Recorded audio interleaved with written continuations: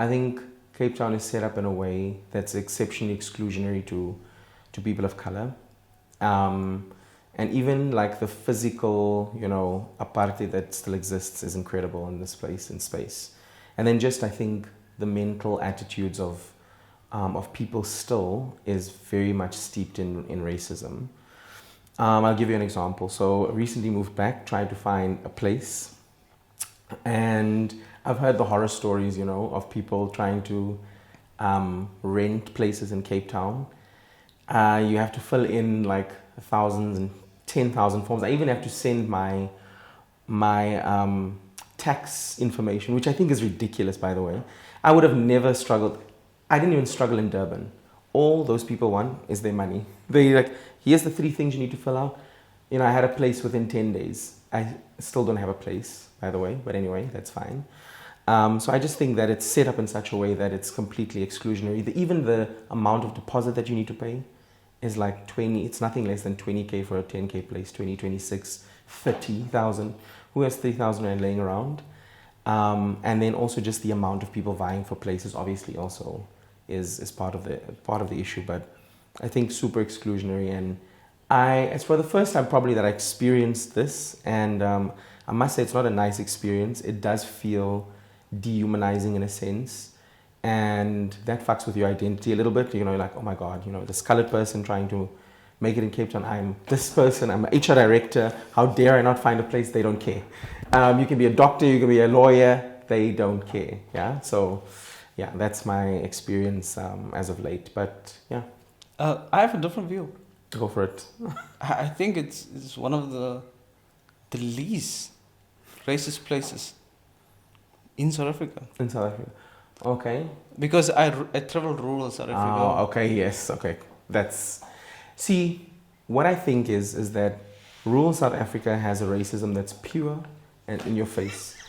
Cape Town has a racism that is insidious and you don't even know it's there, which is even more dangerous. Because if you come up to me and you say, I'm a racist and I don't like you colored people, you know what? I respect you.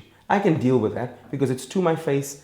But if you come to me and you say, oh, sorry, you can't find this place, and it's all behind the scenes, that is something that I can't deal with because it's insidious, it's behind the scenes, it's actually more dangerous, right? So you don't know that this person carries this belief about you, but it comes out and it manifests in different ways. So, yeah.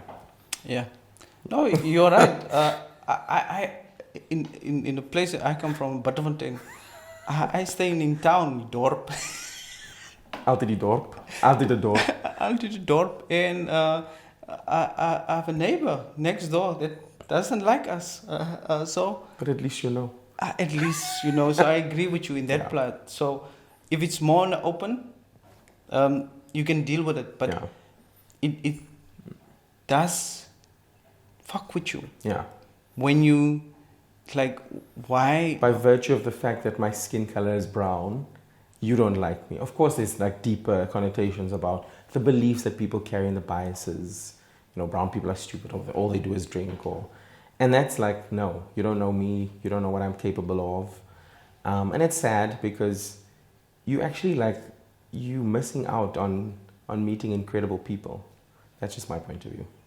Yeah, and the one thing that I've seen is how people in Cape Town is racist, but the way I see is that race have taken a new form, especially in Cape Town, and this model is actually going across the world.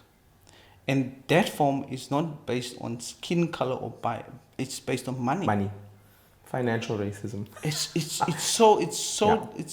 so and that's the exclusionary that people. Yeah. So people doesn't care who's living next door to me, what skin color, what you eat. It's like, can you afford it? It's a big one, and it's becoming more and more. I would say Johannesburg, absolutely. They don't care about, can you afford to pay your way through, right? Doors open because of the money instead of, now doors opening because of your skin color. But that's also steeped in racism because then, who has money and, you know what I'm saying, who has access, who has power, and those are the things which we need to talk about, yeah. So and that is where I wanted to go, is that So that's still the large kind of reality in South Africa, that the majority of people who have With money wealth, is, yeah. is white people.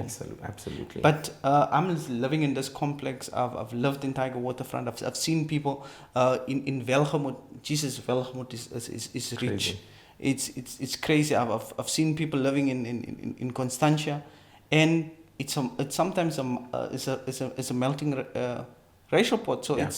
it's all about, can New money and old money coming together.